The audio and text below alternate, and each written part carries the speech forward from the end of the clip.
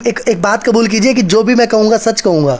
ये बात बोलिए, फिर मैं आपसे कुछ सवाल बिल्कुल सच कहूंगा, जो भी कहेंगे 100% सच कहूंगा। जब आप इस बार क्या नया जुमला आने वाला है, क्योंकि 15 लाख खाते में आने थे, 2 करोड़ नौकरियां देनी थी और हवाई चप्पल वालों को हवाई जहाज में बिठाना था, वो सब फेल हो गया है। इस बार ऐसा क्या आम जनता को देने वाले हैं? करनाल की बात कर लेते हैं। कार्यकर्ता नाराज हैं, आम लोग नाराज हैं, सड़कें टूटी पड़ी हैं, रात को लाइटें जलती नहीं हैं, तो किस विकास की बात हो रही है? आप सच्चाई से भाग जाते हैं। मैं कह रहा, आपने कल्पना चावला का नाम लिया, मैं वहाँ के हालात बता देता हूँ कि वहाँ पे डॉक्टरों की कमी है, ये तो आप मानते हैं। बार बार मुख्यमंत्री जी का नाम ले रहे हैं, लोगों में चर्चाएं हैं और विपक्ष भी बात करते हैं कि मुख्यमंत्री जी यहाँ से छोड़कर भाग सकते हैं, यहाँ से इलेक्शन नहीं लड़ेंगे। आप तो उनके नज़दीक हैं, क्या ऐसा सच है? भाजपा को 9 साल हो चुके हैं और इस चीज़ को लेकर अब भाजपा के कार्यकर्ता नेता दोबारा से लोगों को लुभाने के लिए फील्ड में उतर चुके हैं। क्या कुछ कार्यक्रम है, क्या कुछ रणनीति है? एक बार हमारे साथ भाजपा के वरिष्ठ नेता अमरनाथ सोदना है, उनसे जान लेते हैं और फिर कुछ सवाल जो आम जनता जानना चाहती है। भाई साहब, आपका स्वागत है। सबसे पहले तो कुछ कहूँ कि मेरे बहुत ही छोटे भाई युवा साथी का मैं स्वागत करता हूँ और जो इनके दर्शक हैं, समर्थक हैं, उनको भी नमस्कार करता हूँ, उनका भी स्वागत करता हूँ। ये सब क्या 9 साल पूरे हो गए, कुछ कार्यक्रम रखा गया है?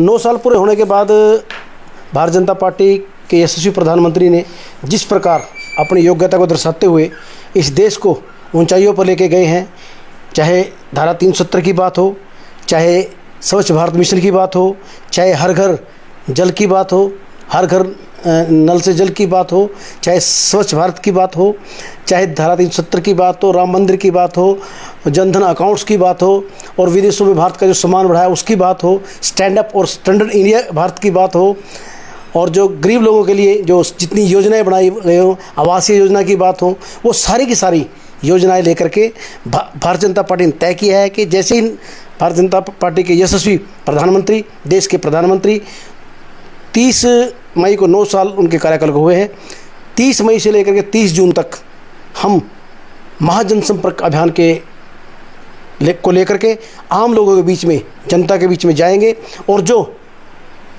ज़बरदस्त कार्य मोदी साहब ने और मनोहर सरकार ने हरियाणा में किए हैं, वो जन जन तक उनको लेकर के हम महाजनसंपर्क अभियान के तहत जाएंगे। इस बार क्या नया जुमला आने वाला है, क्योंकि 15 लाख खाते में आने थे, 2 करोड़ नौकरियां देनी थी और हवाई चप्पल वालों को हवाई जहाज में बिठाना था, वो सब फेल हो गया है। इस बार ऐसा क्या आम जनता को देने वाले हैं? देखिए, ये जो बातें करते हैं ये तो एक छोटी मानसिकता के लोगों की सोच है। जूते देंगे, हवाई जहाज में चप्पल पहनाएंगे और ये करेंगे। आप देश को देखिए, विकास किस प्रकार से कर रहा है। आज विदेशों के लोग, विदेशों के प्रधानमंत्री मोदी साहब के पाँव छूते हैं। विदेशों में इतनी इज्जत है कि अगर युद्ध को रोक करके भारतीय झंडे को लेकर के छात्र 6-6 घंटे युद्ध रुक जाता है और दूसरे देशों के नागरिक भी वो झंडा लेकर के हाथ में निकलते हैं और दोनों तरफ लड़ाई बंद हो जाती है। इतना मान सम्मान देश का बढ़ाया है।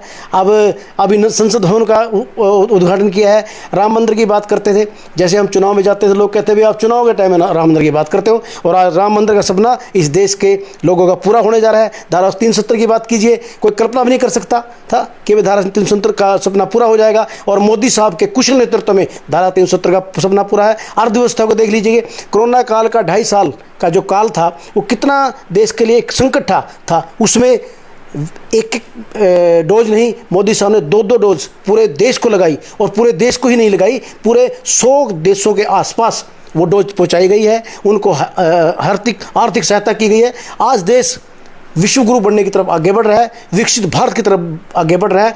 इसमें जुमले का कहीं कोई स्थान नहीं है। कोई एक आरोप, आप देखिए पिछले केंद्र कांग्रेस की गवर्नमेंट होती थी, कितने आरोप लगते थे, प्रधानमंत्री पर लगते थे, मंत्रियों पर आरोप लगते थे।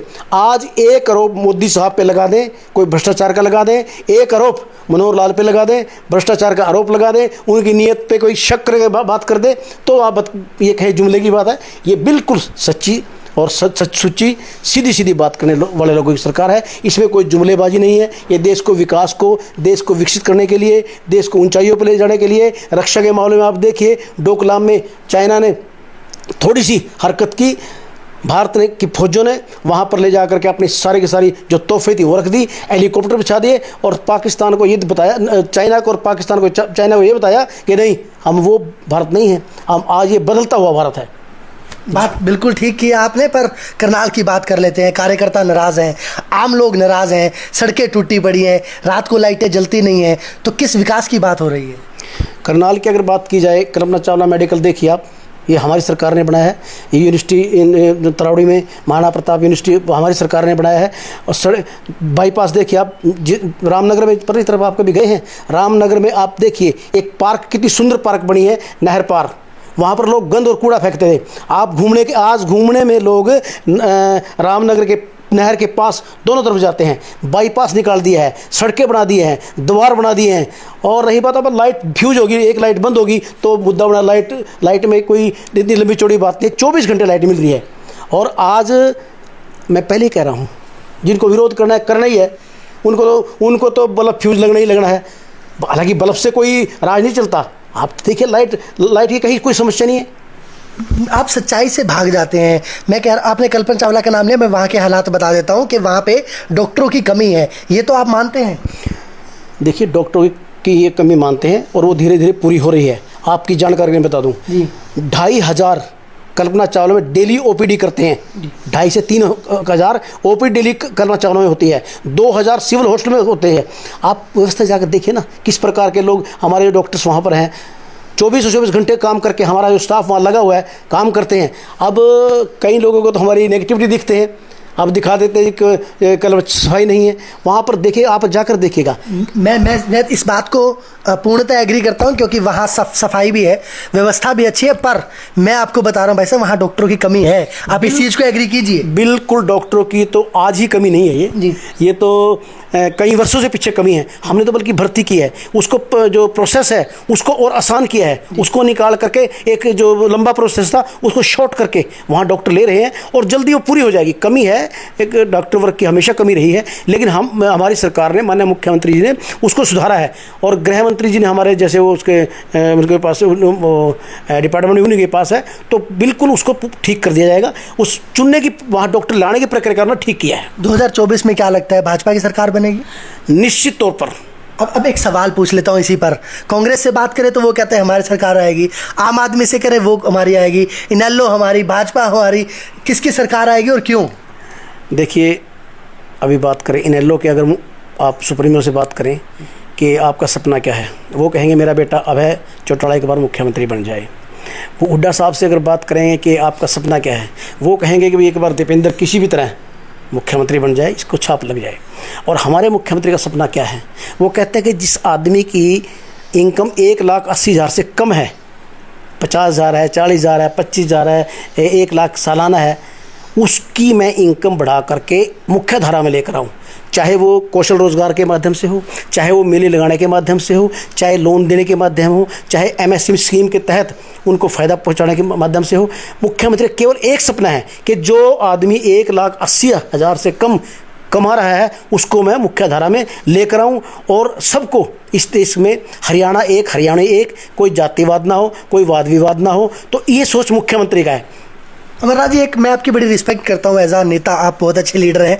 आप एक बात कबूल कीजिए कि जो भी मैं कहूँगा सच कहूँगा, ये बात बोलिए, फिर मैं आपसे कुछ सवाल। बिल्कुल सच कहूँगा, जो भी कहेंगे 100% सच कहूँगा। जब आप लोगों से मिलते हैं, क्योंकि आजकल आपने अभियान शुरू किया हुआ है, लोगों से मिलना जुलना लगा रहता है, लोग आपको शिकायत नहीं करते कि हम नाराज़ हैं, कि हम मुख्यमंत्री से नाराज़ हैं, हमारे काम नहीं हो रहे, अधिकारी शिकायत करते हैं, अधिकारी उन शिकायतों पर कार्रवाई नहीं कर रहे, तो कौन उनकी ऐसे इस पीड़ा को समझेगा?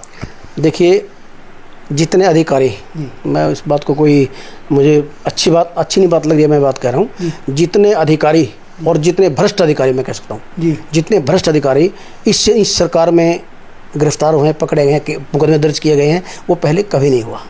तो इसलिए कहीं ना अब हमारे वर्करों के अंदर थोड़ा बहुत उसके अंदर कहीं ना कहीं मनमुटाव है। लोग उनके पास आते हैं जी, अब जो नहीं, आप नई स्कीम शुरू करोगे, आपको अब जैसे आपने अभी पोर्टल शुरू किया, नया काम शुरू किया, उसमें त्रुटि आएंगी, टेक्निकल लोगों की कमी होती है, तो इसलिए कहीं ना कहीं पेंशन में कमी आ गई, कहीं ना कहीं राशन कार्ड बनने में कमी आ गई। लोग तो परेशान हो गए ना भाई साहब। परेशान तो एक बार तो परेशान होना पड़ेगा, क्योंकि कोई ना कोई तो चेंज करेगा ना जी। आपको सिस्टम तो कोई चेंज करना, एक सारा जो सिस्टम चेंज किया है आज तक किया नहीं ना। अब नौकरी में पारदर्शिता की बात कीजिए, एक बार हमें कितनी परेशानी उठानी पड़ी होगी, हमारे घर, हमने, हमारे परिवार ने, मुख्यमंत्री को कितनी परेशानी उठानी होगी। कभी ऐसा हुआ, वैसा नौकरी की बात की आपने, मैं आपसे पूछ लेता हूँ कि आपके किसी रिश्तेदार ने कहा अब तो तू ऐसी जगह बैठ गया, अब तो मेरे छोरे ने सेट कर दे, ऐसा कुछ भी हुआ? रिश्तेदार तो चलो सारे खई हैं, वो तो समझते हैं बात को। मेरी माँ ने मुझे खुद कहा कि बेटा तेरी वाली छोरी जो बड़ी होगी, हाँ। इसकी शादी करनी है। अरे भाई ना नौकरी लगवा दे। मैंने कहा माता लग नहीं सकती। कतर लगवा दे। मैंने कहा लग नहीं सकती। 10 बार कहा। मेरी माता ने कहा कि लगवा दे। मैंने कहा माता अगर ये मैंने लगवा दी तो मैं हट जाऊँगा, पता बोला फिर ना लगवाओ। पेपर क्लियर करना है और पेपर पूरी देखिए शर्मा जी, छोटे भाई आप हमारे, आप समझते हो बात को, आप बदलाव भी मैं देख रहे होंगे। जो इसने पेपर मेरिट पे पास कर दिया उसको कोई रोक ही नहीं सकता। ये लोग हम तो पीछे 10 साल से 8 साल से यही समझा रहे हैं कि भाई आप पेपर पास करो। अब ये आपके सामने जो आपके साथी बैठे सेंटर में जाकर देखे ना आप, कितनी भीड़ सेंटर के अंदर है, और जो पढ़ गया सो बढ़ गया। अरे वाह। फिर भी मैं आपको एडवाइस दे रहा हूँ, क्योंकि हम पत्रकार हैं, हम समाज में रहते हैं और लोग नाराज़ हैं, वो नाराज़गी दूर कब तक कर दी जाएगी? देखिए छोटी मोटी जो कमियां हैं, जो जहाँ दिक्कत फैमिली आईडी में दिक्कत आ रही है, राशन कार्ड बनने में दिक्कत आ रही है, हम उसको 80% 75% ठीक कर चुके हैं। अब जैसे फैमिली आईडी में इनकम ज़्यादा हो गई क्योंकि उसने किसी वकील ने कहा कि जी आपको लोन दिलवा देंगे, आप ITR भर दो। अब गरीब आदमी है, उसने ITR भर दी, वो गरीब है लेकिन उसको क्योंकि लोन चाहिए था उस भर दी उसने। तो वो ऐसी प्रकार के टेक्निकल हैं, किसी के पास पैसा आया, ज़मीन बेच दी, उसके खाते में चला गया, अब वो सिस्टम तो उठा दिया कि इतना पैसा आया है, लेकिन क्योंकि सिस्टम तो पारदर्शी है, उसे तो बताना है कि इसके पास इतना पैसा आ गया, और जो आकलन किया गया वो इनकम से बाहर हो गया। वो सर्वे हो रहे हैं, वो सारे काम हो जाएंगे। और जो जायज़ हैं, जिनके जायज़ हैं, उनके तो आज भी जाइए पोर्टल पे आप, कई बार साइटों में दिक्कत आती है। मैंने कहा नया नया काम है, अभी टेक्निकल आदमियों की भी हमारे पास हो सकता है कमी है। किसी ने तो छेड़ा नहीं आज तक ना, किसी ने पारदर्शिता की बात की नहीं, वरना तो लोग जातिवाद की बात करते थे, क्षेत्रवाद की बात करते थे, भाई भतीजावाद की बात करते थे। हमारे मुख्यमंत्री इस चीज़ को साफ तौर पर आप खुद देख लीजिए। ठीक है, नाराज़गी हमारे कार्यकर्ताओं में नाराज़गी है कि हमारी आप हमारी, मैं तो कौन से पूरे नहीं उतर सकते, मेरा लड़का नहीं लगवाया, किसी का लग ही नहीं सकता, या तो मेरा लगा हो। और एक बात मैं आपको बता देता हूँ, मनोहर 1 और मनोहर 2 आज हमें 8 साल हो गए, एक भी किसी हमारे मंत्री का, एक भी किसी विधायक का और कमीशन वगैरह किसी मेंबर का और स्वयं मुख्यमंत्री जी का खुद का कोई भतीजा भाई कुछ ऐसा लगे हो तो हमें बताओ। जो पेपर पास कर गया, हाँ 2 लोग लगे हैं, एक गीता बुक्कड़ का बच्चा लगा है, लड़की लगी है, लड़का लगा है, और एक कटारिया साहब का, वो सब पास करके लगा पेपर। किसी प्रकार की कोई किसी की हेल्प नहीं है। और ये विपक्ष को पता है कि ये बात जो है ये केवल जिगरा और हिम्मत और दम मनोहर लाल ही रख सकता है, जो नौकरियों में अपने आप को, अपने कार्यकर्ताओं में भी अपने आप को जैसे मर्जी साइन किया हो, उसको केवल मात्र मनोहर लाल ही कर सकते हैं। आपके समय के लिए बहुत बहुत धन्यवाद। पर लोग इस बार क्या फैसला करेंगे कि क्या ये जो फैक्ट्स वाली बातें हैं वो जनता को समझ आएगी या नहीं, क्योंकि 2024 में मुकाबला जो है कड़ा होने वाला है। लोगों से कुछ अपील करना चाहते हैं, क्योंकि आजकल लोग आपके बारे में चर्चा कर रहे हैं, जब बात होती है लोगों से आपका मिलना जुलना हो रहा है, लोग जानना चाहते हैं, लोग आपसे अपने दुख शेयर करना चाहते हैं, तो लोगों से कुछ अपील कि उनका भरोसा आप पर रहे। मेरा सभी जो आपके दर्शक हैं, सभी मेरा साथियों से, सभी बुजुर्गों से, सभी भाइयों से मेरा निवेदन है कि एक तो जो हम महाजनसंपर्क अभियान चला रहे हैं 30 मई से लेकर 30 जून का, उसमें हमारे साथ जुड़िए, और कहीं किसी को लाभ, जिसको लाभ मिला है, जो लाभार्थी हैं वो भी हमसे संपर्क कीजिए, हमसे मिलिए, उनको अनुभव कैसा रहा है, और जिनको लाभ नहीं मिला है, कोई कमी रह गई है, वो हमें मिलें और हम उनका भी कोशिश करेंगे, प्रयास करेंगे जिस प्रकार से हम उनकी सहायता कर सके। एक 3 तारीख को कल हमारे बहुत ही यशस्वी अध्यक्ष श्री ओम प्रकाश धनखड़ जी नारनौल से यात्रा लेकर के इस्माइलाबाद तक आएंगे, और वो 1:15 बजे के आसपास करनाल पर आएंगे।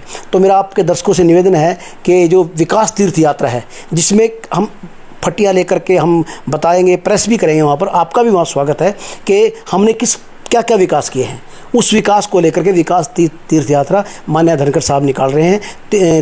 1 बजे के आसपास वो करनाल आएगी। सबसे निवेदन है उसमें आए, और हमारे जो संवाद होते हैं विधानसभा वाइज, हम बुद्धिजीवी के सम्मेलन करेंगे, और विधानसभा वाइज हम लाभार्थियों से मिले जा करके, हम SC बस्तियों में जाएंगे, हम सभी से मिलेंगे। आपको कोई शिकायत है, आपको कोई बात रखनी है, आपको कुछ चाहिए, हम कर सकते हैं जो, वो हमसे संपर्क कीजिए, हमारे नेताओं से संपर्क कीजिए, हमारे विधायक संपर्क कीजिए, मंडल अध्यक्ष हमारे पास बैठे हैं उनसे संपर्क कीजिए, जिला अध्यक्ष से कीजिए। हमारा पूरा एक सिस्टम है बात सुनने के लिए भी और बात पहुंचाने के लिए भी। कमियां रह जाती हैं, जो काम करेगा कमियां उसकी वही उसमें निकलेंगी, जो काम ही नहीं करेगा तो कभी क्या निकलेंगी। तो जिसको भी मेरा तो यही अपील है, अगर आपको कोई समस्या है, कोई दिक्कत है, कोई ऐसी बात है, तो व्यक्तिगत हम मिल सकते हैं, साफ तौर पर भ्रष्टाचार की लाइनें मुख्यमंत्री खोली हुई हैं। किसी को भ्रष्टाचार लगे वो फ़ोन नंबर दे रखे हैं, उस पर करो। कोई और शिकायत हो सकती है, हमें मिल सकती है। अगर कोई अधिकारी कोई इस प्रकार का आपको तंग करता है, कोई परेशान करता है, तो डायरेक्टर आप हमारे जिला से मिले, हमारे मंडल से मिले, मुझसे मिले। हम पूर्ण रूप से आप लोगों के साथ हैं और ये सरकार जनता के लिए और जनता द्वारा चुनी गई।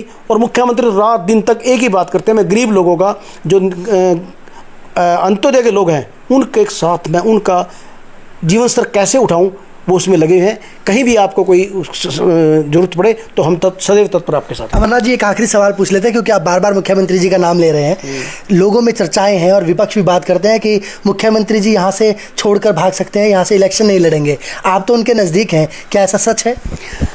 वैसे तो हमारे मुख्यमंत्री इतने ज़बरदस्त है ना, अगर किसी ने ये बात उनको कह छोड़ के भाग जाएंगे, वो बल्कि डट के लड़ेंगे। वो ऐसे कमज़ोर आदमी नहीं है। आप देखना, इन सब का जवाब देंगे। और पिछली बार से ज़्यादा जमानतें सबकी जब्तें कराई थी। अब भी किसी में अगर बड़े नेता में हिम्मत हो, उनके खिलाफ आगे लड़। वो तो देवता आदमी है, कर्मठ आदमी है, अपने कार्य से कभी भागने वाले नहीं है। लोग भी 2-4 लोग हैं, वो आपको पता ही है कौन कौन से लोग चले जाएंगे, छोड़ जाएंगे, विदेश चले जाएंगे। ऐसा थोड़ी होता है। सीएम साहब के विकास को देख करके लोग उनको नमन करेंगे और यहाँ पर 101% वो चुनाव लड़ेंगे और जीतेंगे। बहुत बहुत धन्यवाद। और शेयर कर दीजिएगा और अपनी राय ज़रूर दीजिएगा। और कोई ऐसी बात जो रह गई हो पूछनी, आप कमेंट करके बता सकते हैं, ताकि अगली बार हम इनसे मिलें तो वो सवाल का जवाब ज़रूर लें। धन्यवाद।